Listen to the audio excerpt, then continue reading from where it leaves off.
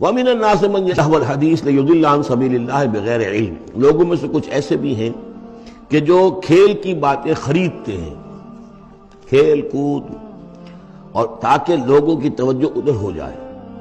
اور یہ باقاعدہ کیا ہے. نضر بن حارث جو رؤسائے قریش میں سے تھا، اور اس شخص کا معاملہ یہ تھا کہ یہ حضور کے شدید ترین مخالفین میں سے تھا.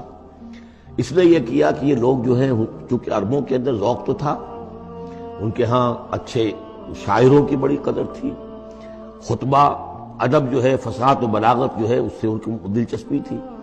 قرآن مجید کی فصاحت اور بلاغت انہیں اپنی طرف کھینچتی تھی. وہ چاہتے تھے کہ یہ لوگ سنیں ہی نہ.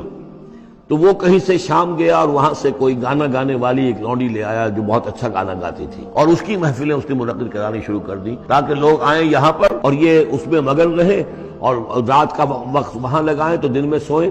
بہرحال کسی طریقے سے ان کی توجہات جو ہے اس کو محمد کی طرف سے ہٹا کر صلی اللہ علیہ وسلم تو ان چیزوں میں لگا دیا جائے. اور یہ اچھی طرح سمجھ لیجئے کہ اس وقت دنیا میں یہ کھیلوں کا معاملہ، سپورٹس کا، گیمز کا معاملہ، اور پورے ذرائع ابلاغ کے اوپر معلوم ہوتا ہے چھائی ہوئی شے یہ ہے. ٹی وی کے اوپر تو معلوم ہوتا ہے کہ دنیا کی اہم ترین شے جو ہے وہ یہ گیمز ہیں، ان کے ٹورنامنٹس ہیں. وہ وہاں ہو رہا ہے، یہاں ہو رہا ہے، وہاں ہو رہا ہے، یہاں ہو رہا ہے، یہ ٹینس کا ہے، یہ فلاں کا ہے، یہ تیراکی کا ہے، اور یہ گیم. اس لیے کہ اسی کو دیکھتے رہو. جو بھی وقت کوئی فارغ ہے، ظاہر بات ہے کہ کہیں ایسا نہ ہو کہ کہیں بیٹھے بیٹھے کہیں اچانک خیال ہی آ جائے کہ بھئی سوچے انسان میں ہوں کون، کہاں سے آیا ہوں، کہاں جا رہا ہوں، زندگی کا مال کیا ہے، مقصد کیا ہے. اپنی حالات کے بارے میں ہی سوچے، دنیا کدھر جا رہی ہے، قوم کدھر جا رہی ہے، ملک کدھر جا رہا ہے. نہیں، ان کو مست رکھو. وہ اقبال نے تو کہا تھا کہ ابلیس نے یہ کہا اپنے کارندوں سے کہ مست رکھو ذکر و فکر صبح گاہی میں اسے، اور پختہ تر کر دو مزاج خانقاہی میں اسے. اس سے اگلی بات ہے کہ جو آج دنیا کے ابلیسوں نے جو ایجاد کی ہے، تو یہ کھیل کود، اسی طریقے سے یہ ایکٹرز، یہ ڈرامے، اور پھر ان کے ایکٹرز اور ایکٹریسز کی زندگیاں اور ان کے جو بھی سکینڈلز ہوں، جس طریقے سے کہ ان کو دنیا میں پھیلایا جا رہا ہے تاکہ وہ نوجوان نسل بھی بس ان دلچسپی میں پڑی رہے. تو یہ ہے اصل میں وہ فلسفہ. وَمِنَ النَّاسِ مَن يَشْتَرِي لَهْوَ الْحَدِيثِ، کھیل کود کی چیزیں خریدتے ہیں وہ لوگ، لِيُضِلَّ عَن سَبِيلِ اللَّهِ، تاکہ اللہ کے راستے سے گمراہ کریں، بغیر علم، بغیر علم کے. وَيَتَّخِذَهَا هُزُوًا، اور اللہ تعالیٰ کا جو معاملہ ہے اس کو یہ وہ ہنسی ٹھٹا بنا دیں. اولئک لہم عذاب مہین، یہ وہ لوگ ہیں کہ جن کے لیے اہانت آمیز عذاب ہے. وَإِذَا تُتْلَىٰ عَلَيْهِ آیاتُنَا وَلَّىٰ مُسْتَكْبِرًا، اور جب اسے سنائی جاتی ہیں ہماری آیات تو وہ واللہ اپنی قبر پیٹھ موڑ کر چل دیتا ہے، مستکبرًا، استکبار کرتے ہوئے، کأن لم یسمعھا، جیسے کہ اس نے سنی ہی نہیں. کأن فی اذنیہ وقرا، گویا کہ اس کے کانوں میں کوئی ثقل ہے، بوجھ ہے، اس نے سنا ہی نہیں کیا محمد نے سنایا ہے. فبشرہ بعذاب علیم، تو اے نبی اس شخص کو دردناک عذاب کا آپ کی بشارت دے دیجیے.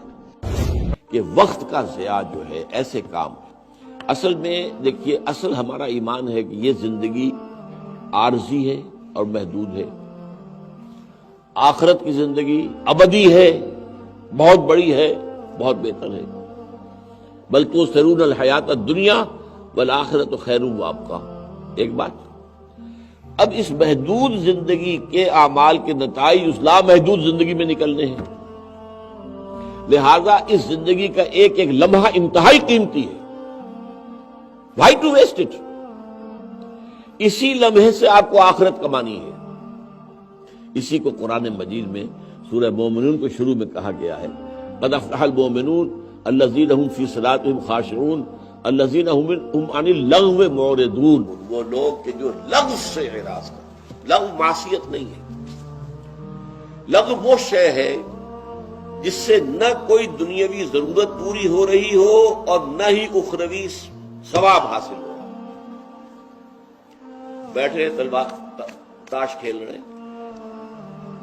آپ کی کون سی دنیاوی ضرورت پوری ہو رہی ہے؟ اگر یہ وقت فارغ تھا، اللہ کو یاد کیا ہوتا، اللہ کا کلام پڑھتے، جنت میں بوٹے لگاتے اپنے. جیسے کہ حدیث میں آتا ہے کہ ایک مرتبہ انسان کہتا ہے سبحان اللہ، تو جنت میں اس کے لیے گویا کہ ایک بیج بن کر ایک درخت کی شکل اختیار کرے گا اور پروان چڑھائے گا اللہ تعالیٰ ان درختوں کو. اور جب یہ لوگ جنتی داخل ہوں گے جنت میں تو حیران ہو جائیں گے، ہمارے اعمال اتنے تو نہیں تھے. تو اللہ فرمائے گا میں تمہارے اعمال کی پرورش کرتا رہا ہوں، پروان چڑھاتا رہا ہوں، یہ جو ہے اعمال تمہارے یہاں پر پروان چڑھتے رہے۔ ایک ایک مرتبہ کا کہنا سبحان اللہ اور الحمدللہ اور اللہ اکبر، یہ در حقیقت جنت میں اپنے لیے ایک درخت لگوانے کے مترادف ہے۔ لہذا وقت کہاں رہ جائے گا بیکار ضائع کرنے کو۔ اس دنیا میں جو کمائی کرو گے اس کے نتائج لامحدود زندگی میں نکلنے والے ہیں، تو پوٹینشلی یہ زندگی لامحدود ہو گئی نا۔ آپ نے اس محدود زندگی میں خیر کمایا، لامحدود زندگی میں اس کا اجر و ثواب ملے گا۔ اگر آپ نے دنیا کی زندگی میں شر کمایا تو غیر محدود زندگی ابد الآباد تک کی زندگی میں اس کو سزا ملے گی۔ لہذا وقت کا سب سے بڑا الوقت سیف القاطع، یہ وقت جو ہے یہ تو کاٹ دینے والی تلوار ہے اور دوڑتا ہے۔ غافل تجھے گھڑیال یہ دیتا ہے منا دی، گردوں نے گھڑی عمر کی ایک اور گھٹا دی۔ تم سمجھتے ہو عمر بڑھ رہی ہے، بڑھتا نہیں، گھٹ رہی ہے۔ الوقت سیف القاطع، کاٹ دینے والی بڑی کاٹ دار تلوار ہے یہ وقت۔ لہذا وقت کا سب سے بڑا قدر شناس بندہ مومن ہے، وہ لغو کام میں اس وقت کو نہیں لگا سکتا۔ اسی لیے بڑی پیاری حدیث ہے حضرت ابو ہریرہ سے رضی اللہ تعالی عنہ، ان رسول اللہ صلی اللہ علیہ وسلم قال من حسن الاسلام المرء ترکہ ما لا یعنیہ،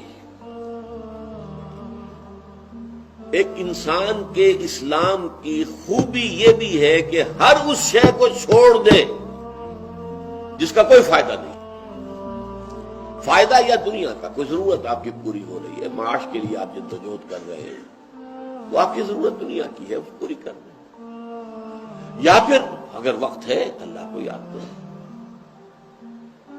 اللہ کے ساتھ تصور لو لگاؤ، اللہ سے ہم کلام ہو، اللہ کا کلام پڑھو، ذکر کرو، قرآن پڑھو۔ کسی اور کام میں وقت لگانا یہ وقت کی ناقدری ہے، وقت کی ناقدری ہے۔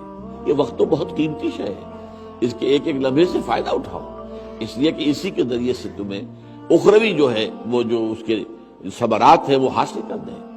تو حضور نے فرمایا، بڑی پیاری حدیث ہے جو یاد کرنے کے قابل ہے، الدنیا مزرعۃ الآخرہ، یہ دنیا جو ہے آخرت کی کھیتی ہے، اس کھیتی میں آپ ہل چلاتے ہیں، کاشت کرتے ہیں، اس میں آپ نیک اعمال کرتے ہیں تو اس کی آپ کو فصل ملے گی قیامت میں آخرت۔